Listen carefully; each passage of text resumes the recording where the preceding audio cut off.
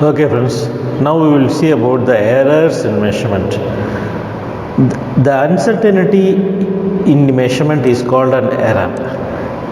There are various types of errors like random error, systematic error, gross error. Systematic errors are reproducible inaccuracies that are consistently in the same direction. Remember this word, same direction. Okay. These occur often due to a problem that persists throughout the experiment. Systematic errors can be classified into instrumental errors. When an instrument is not calibrated properly at the time of manufacture, instrumental errors may arise. So, we have to know what is calibration. Calibration is the process of fixing an instrument to provide a result for a sample as accurate as possible by minimizing the factors causing the instrumental error. That is, if I want to tell an example, suppose you go to a gold shop, okay? You go to a gold shop, there you take a ring, okay? Ring, and there will be a measuring instrument, right? There will be a measuring instrument to measure. You keep the ring on that measuring instrument. Suppose if the instrument shows 0 0 at the start, okay, so at the start, when there is no ring, and if the instrument shows 0 0, okay, 0.0, then it is no error. There is no error. Okay, there is no error in the instrument. Suppose even without placing the ring, even without placing any weight, okay, if the instrument shows 0.2 gram or something like that, okay, then there is an instrumental error without placing any ring. Okay, after placing any ring, if we have, say for example, 8 grams, then it's okay. But without placing any weight, if you have this 0.2 grams, then this is wrong. Then we say it is an instrumental error. Okay. Then this has now calibration is the process of ensuring that these types of errors are fixed. Okay.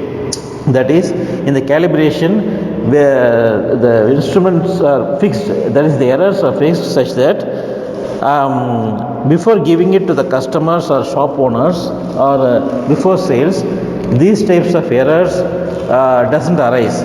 When there is no weight, they will make sure that exactly 0.0 is fixed. Then when we place, say for example 2 kg, exactly 2 kg is displayed and not 2.5 kg or 2.6 kg like that. So that is the purpose of calibration. So when an instrument is not calibrated properly at the time of manufacturing, instrumental errors arise. If a measurement is made with a meter scale whose end is worn out, okay, worn out means what do you say, it is blunt, okay. If you have an exactly sharp scale, the measurement may be accurate. Suppose if the scale is blunt, okay, if the blunt, then the measurement, this is called blunt, worn out. Imperfection in experimental techniques or procedures. These errors arise due to the limitation in the experimental arrangement. As an example, while performing experiment with the calorimeter, if there is no proper insulation, there will be radiation losses. Okay, you know that calorimeter is an instrument to measure the amount of heat transformed or absorbed, okay, emitted or absorbed. So that is the purpose of a calorimeter. So an instrument which is used to measure the amount of heat emitted or absorbed, in this case there should be a proper insulation. Only then we will be able to measure the exact amount of heat absorbed or heat emitted. If there is no proper insulation, then the value of the calorimeter displayed will be wrong. So that's what they call it as a imperfections in experimental techniques or procedures. Okay, there will be radiation losses. Then personal losses. These are errors due to individuals performing the experiment, may be due to incorrect initial setting up of the experiment or carelessness of the individual making the observation due to improper precautions. This happens in any of the manual intervention, okay, personal errors. So suppose the value may be shown as 6.8. He may, when he is seeing in the digital meter, he may write it as 6.3. So there is a common kind of errors which persons make. Errors due to external causes. A change in the external conditions during an experiment can cause errors in the measurement. For example, changes in the temperature, humidity or pressure during the measurements. Suppose when you are measuring gold, okay, you must observe, even when they are measuring a gold instrument, they would always be covered inside a glass container, so that the air does not go inside. Because when the air goes inside, there may be an impact of 2 grams or 3 grams. Okay, suppose if the wind is very strong, there will be an impact and the weight may go up or come down. So in order to prevent that error, what they will do is they will just close the weighing machine with a glass container. So this is called as errors due to external causes. It can be due to wind or various other parameters. The least count error. The least count is the smallest value that can be measured by the measuring instrument. So we have already seen this. What is least count? Anyway, again I will tell. In a scale of 15 centimeter scale, okay, in a 15 centimeter scale, we have what is the least count? The least count is 1 millimeter. Okay, 1 millimeter is the least count in a 15 centimeter scale. So that's what they call as the least count thing. Least is smallest value that can be measured in a measuring instrument, and the error due to this measurement is the least count error. The instrument's resolution hence is the cause of this error. Okay, resolution, when they are saying that is, the resolution is the suppose if the lines are very small, okay, if the lines are very small, normally we must observe they must be using a magnifying lens. The magnifying lens will be normally like this. Okay, for those who are not able to see the lens, see the values properly, okay, there will be a magnification lens. The elderly people will be using this to observe the smaller or minute things. So when they are not able to see minute errors, when they are not able to see minute readings or minute lines, these kind of errors happen. So they will, instead of saying 1 mm is the least count, they will say 2 mm, because they may not be able to see all the lines, small lines. They may be able to see only the big lines or thick lines. Okay, so that's what they are saying as least count error. Random errors.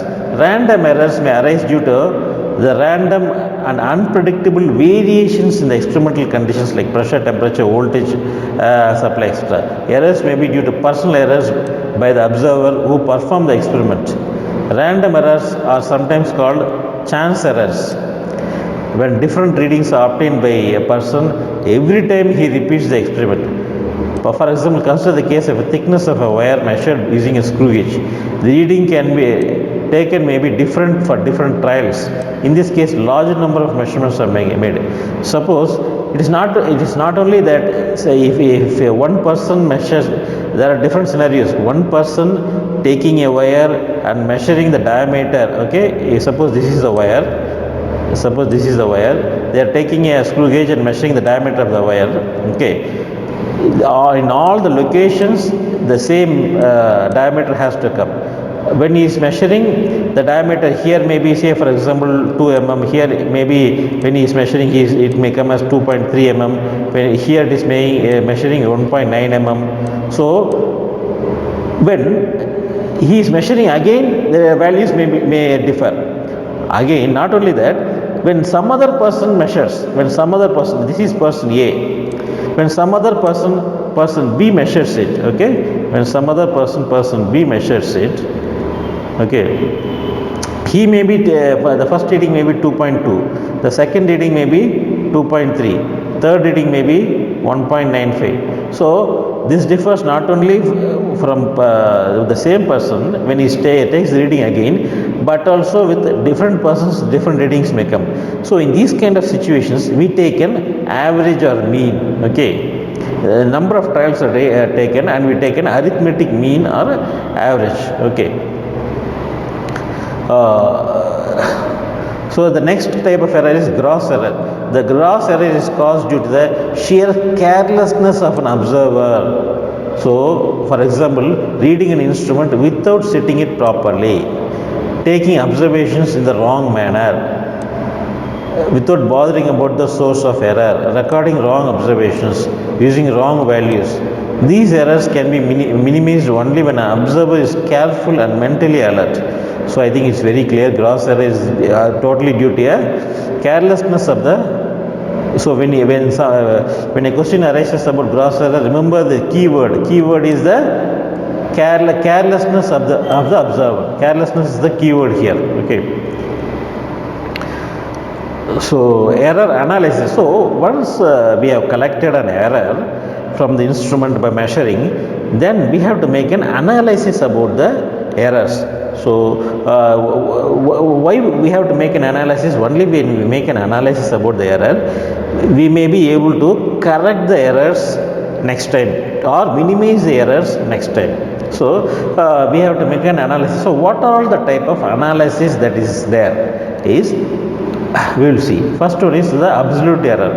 The magnitude of difference between the true value and the measured value of the quantity is called the absolute error.